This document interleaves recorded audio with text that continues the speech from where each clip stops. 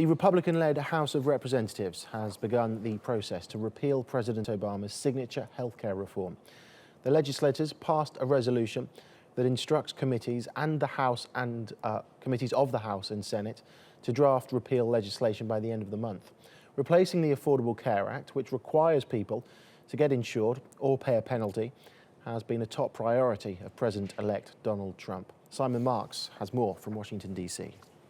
Republicans up in the US House of Representatives and the United States Senate by taking immediate action to lay the groundwork for the repeal of Obamacare are essentially putting President Obama in the White House on notice that they do intend rapidly to dismantle what he had hoped would be one of the central pillars of his domestic policy legacy. But they're also putting Donald Trump on notice in Trump Tower, sending a message to him that they have heard that he wants rapidly to move ahead and start dismantling Obamacare, the Affordable Care Act to give it its official name, or as Donald Trump described it on Twitter within the last few hours, the Unaffordable Care Act. The difficulty for Donald Trump and the Republicans in all of this is that Mr. Trump has indicated that he believes that the legislation should be repealed and replaced simultaneously. But Republicans still have struck no agreement on what to replace it with. And indeed, Republican leaders up on Capitol Hill say that the package of legislation could be so complicated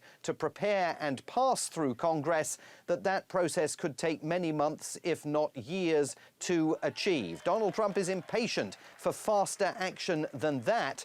And the mere fact that Republicans have in the last few hours begun the budgetary process that will allow them to start repealing Obamacare sends a very worrying message to the 20 million Americans who rely on the program to pay their healthcare costs if they fall ill.